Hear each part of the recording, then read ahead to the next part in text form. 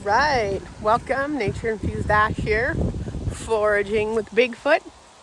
Just wanted to come over here and wrap everything up into one little placement on what's going to happen in this, I don't know what you'd call it, film? In this episode on what happened when we went out. Well, I went out on the weekend during an expedition with the people that came up. It was an incredible experience. Mind-blowing discoveries that I'm just not going to touch base on yet, as I have to wait to hear from people I've contacted with this mind-blowing. Oh my goodness. We're going to do this again with mosquitoes. Darn it. Whoops. Anyways, just amazing. So the first place here you'll find this track that I found. It was a fresh male track that I found. And also what happened in this same time frame is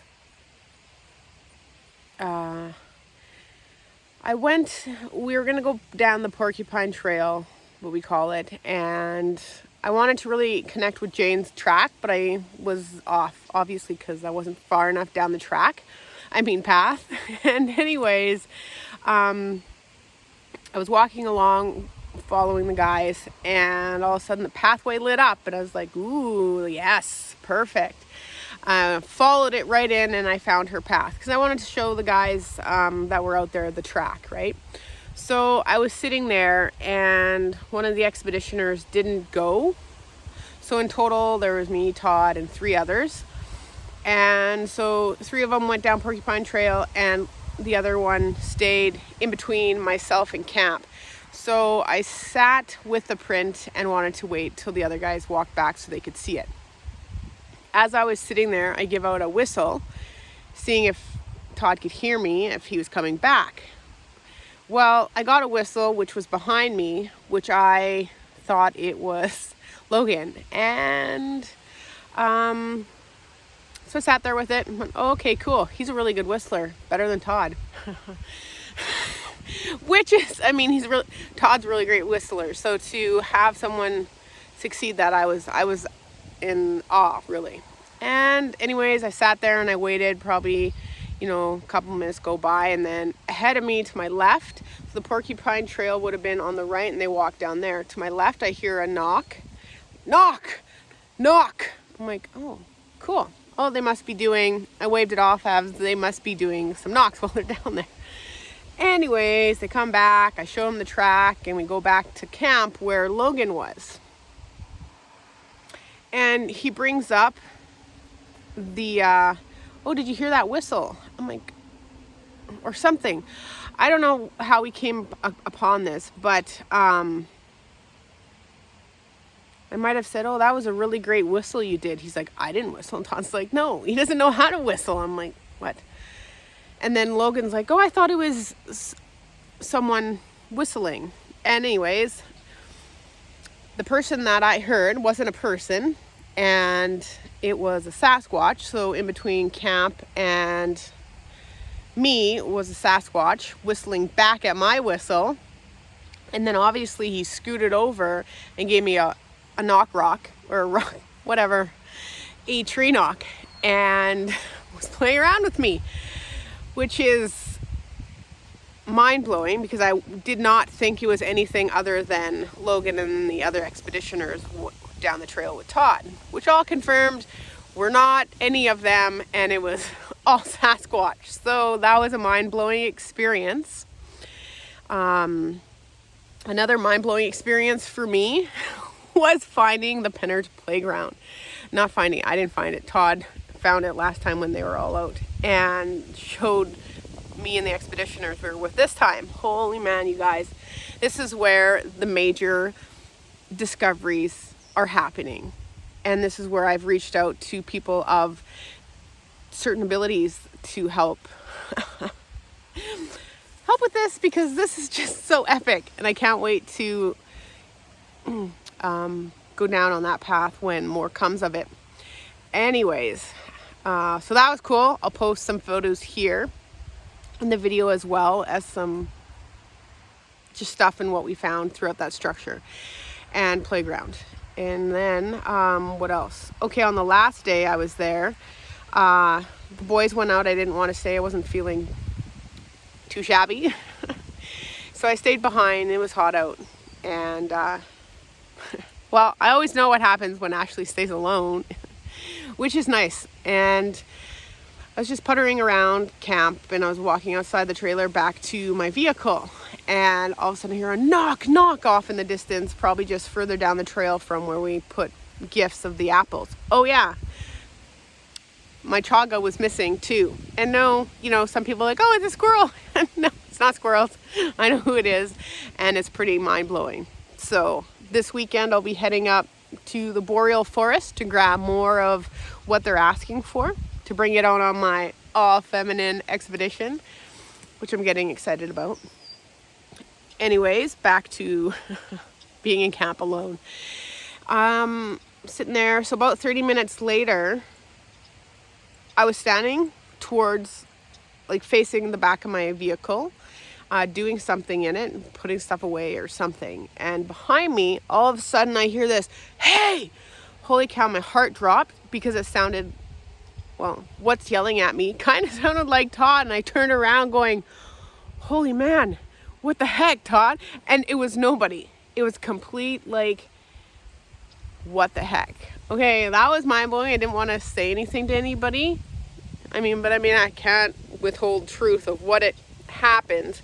And anyways, I don't know whether it was because I heard it in my head, but they yelled hey at me. And I turned around.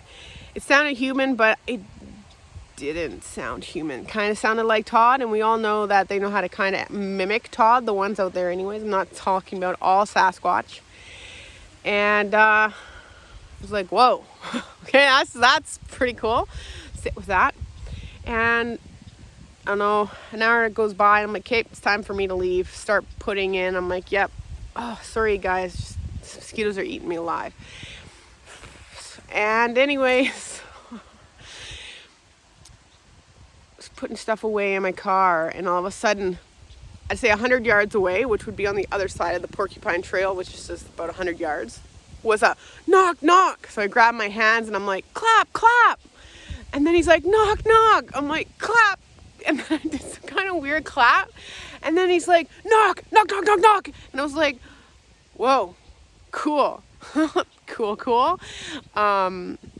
Cool. But as soon as I put that intention out there, he started to play with me, which was pretty darn cool. It's really mind-blowing. And the lessons I'm learning and the growth that I'm experiencing from the wilderness back into reality is just mind-blowing. It's freaking amazing. The discovery process of Sasquatch is not to prove to you that I need to bring you photos. It's to take you out to interact with everything that they want you to interact with. From everything to sacred geometry to their energy. Because I tell you, when I started really interacting with Sasquatch, that's when my gifts and things started coming online. Like dormant DNA was ignited. Woohoo, right? So yes, all of that's possible, and wherever you stand on that, that's great.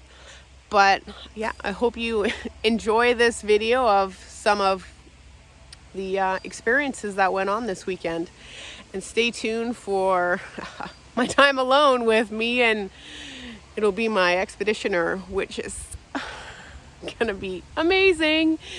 Oh yeah. Okay, well, take care, and thanks for the support and the likes and the shares. I appreciate all of it, you guys, definitely. So I'll definitely keep sharing as much as I can, and then always sharing over on Todd's page as well. Thank you. Babe, no, thank you. I'm not talking. Hi, Ashley. Where are we right now? Out in Radium. And what's going on here? I found a track. Todd. It's a beautiful track. Thanks. Can you explain it to us, please? This is a track. It's just a Sasquatch track. Just a Sasquatch. No big deal.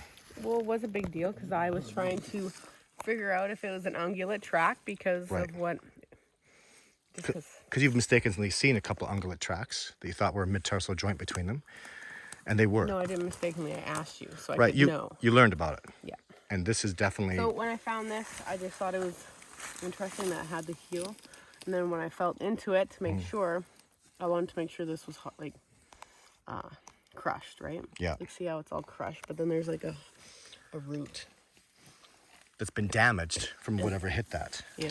And then this broken branch. And so what I'm seeing here too, yeah, so this is all busted. And look, like this root's been damaged, guys. And I have to like grind on it. But it's not been overly damaged. Like an ungulate would have busted it. Look at the toe width across. Foot placing in the back. And then the other thing that's amazing that we talked about yesterday, so amazing. Okay, so this is from here. How did it get there? I'll tell you how.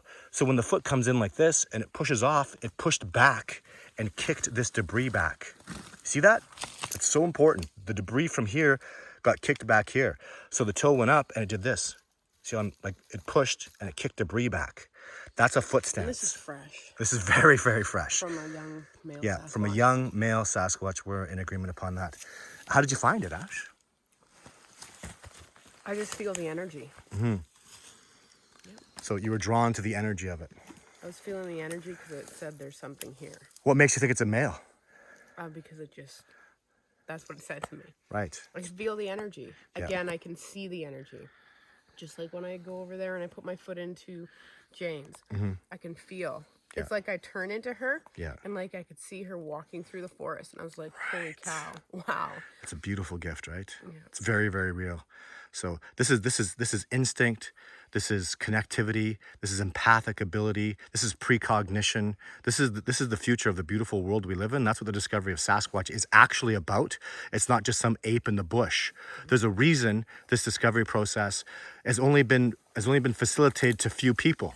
Few people have the ability to make this discovery, have the insight to get into the frequency of what a Sasquatch does and become aware of them and then grow from that. And this lady is one of them.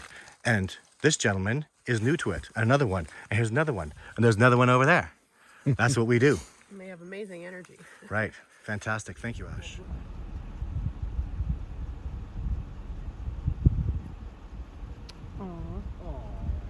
Right? So cute. It's like this, or like this, and they can't come back. And there's two sets of trees that are wedged off of this one. Yeah, this isn't natural. So, and then there's a busted tree in there. See that broken tree? This one right here. Yeah. That's busted from that other top tree. But you think, okay, well, how did it get? Guys, this thing is wedged 3 times between trees. Yeah. You come look at it. Yeah. So there's, again, 2 wedges like this. There's no way, so if a tree falls, how does it get wedged and jammed? It's just not possible. So, and this, look at this, guys. Look how solid this is. Like, this is tight. That's been there 3 years, you said? No, this has been here 10 years. Oh, wow. Sorry, yeah, 6 years, 6 years. That's a double wedge. It's not impossible. It's not impossible? No, it's not possible. But There's if no you way, come- if and you there's no way it could be in between those trees and those trees in opposite So angles. the tree behind Todd is actually 3 different, it's intertwined in 3 different trees. It's crazy. that are trees that are like this and then one like this. It's intertwined between 3 trees. It's Yeah. crazy. Yeah. It's like woven in there. Well, and when Yeah. you come look at it, it goes like this. It goes bends over that way. It's crazy how it overlaps trees in different directions. And this one's the tree break. Behind and front. Behind and front. That is so cool. And Yeah, that's just not something that can happen in nature. no, this is so woven, That weaved manipulated. in. Yeah, it's definitely woven. So, and this tree here is very interesting too because it goes through there, through here, back over that way. Look how tight this is, guys. Look at that. That tree that's busted. The other thing too, the tree that's busted, it's busted from here. Okay? So how did it fall over there where even like the butt of it, so the tree falls, the butt goes over like this from where it's fallen to. Yep. And then gets woven in once. twice between trees that were like this, bent like that, under pressure. This is tight, guys. Look how tight that is. Look at this tree. Look how woven that is. Like I can move a tree like that, right? Look at this one. It's like, That one had to be manipulated. so it's so woven in there. And it's still alive. Yeah. It's been bent that way, alive. So none of the apples were touched. Have you had any sightings here at No. these grounds? When we came here, it was raining. So James went down over there and found a tree that's like woven. That one was interesting. I'm not even gonna look at that one. We'll go look at some other structures right How about over here. prints? Man, Prints? look at that too. Those are all bent and twisted all together. This structure is amazing. This is really amazing.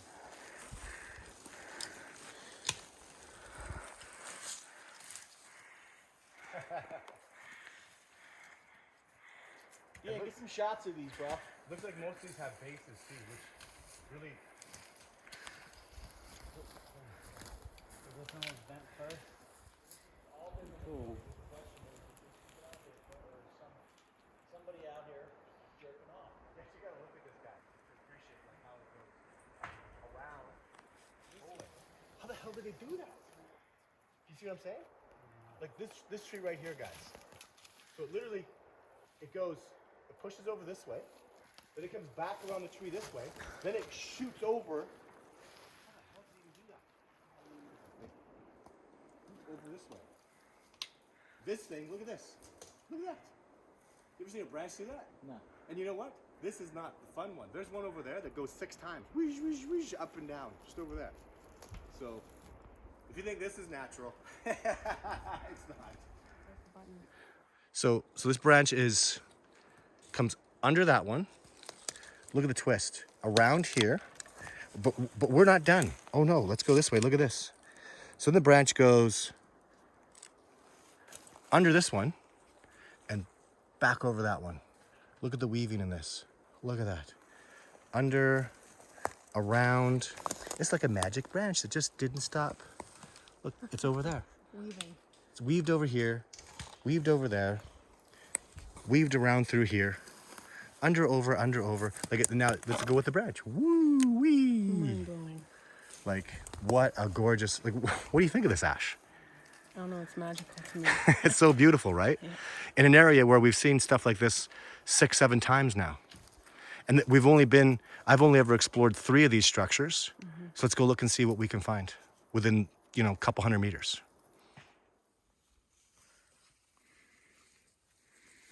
Discovered by Ashley.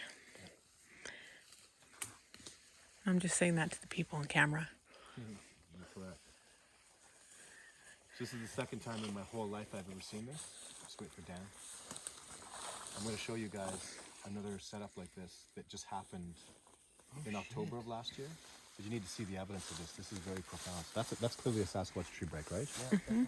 So, Is this new right here? no, this is about 2 and 3 years old. It's pretty new, actually. I remember this break. I saw it, and I didn't think much of it, and now I think a lot of it. How come I can't hear Dan coming? Okay, he's coming. There he is. We're here, Dan. This is like beyond the realm of any kind of possibility that this could happen naturally. Yeah, of course. This is anybody who thinks this is natural is fucking out of his mind, ridiculous. Yeah, there's no way. So, and I'm seeing too. This is the same. Like the porcupine trail is really just pointed away from it. It's either pointed at the trail or away from it. So Dan, that's a Sasquatch tree break, right? Come on over here. I'll show you something that's impossible. So, I say this tree was standing up straight 2 years ago when this tree was broken, and I'm going to prove it to you. Watch this. Look. This tree is completely under pressure. Like it's got bendability to it. So, and it's starting to stay there. But that tree, and this tree is like got life in it. So They bent it down to make they bent this down and broke this over. And you got to understand how freaking there's a tree break under it too. Mm-hmm, see that. A lower one. But there's just no way that tree grabbed it and pushed it down, then why is the branch 1 inch above it and 1 inch below it not damaged? Are you seeing this? Look at It this. didn't get caught on the way down. Look, watch. I did that. So this is 3 inches above, and literally look, 3 inches below. Why aren't those branches broken? Placed there. That was put there with serious precision. The only argument you could say is this tree fell down, and when it did, it grabbed that one. That's not possible. This was placed under there. So even if this tree fell, imagine the tree falls and catches this one. Well, why is nothing broken? There's not even a scratch mark there. Like, these are placed in precision together. And look at this. See, these branches are all bent because this tree came down, right? You can see everything's all bent here, right? Unless what we're seeing happen very slowly over time.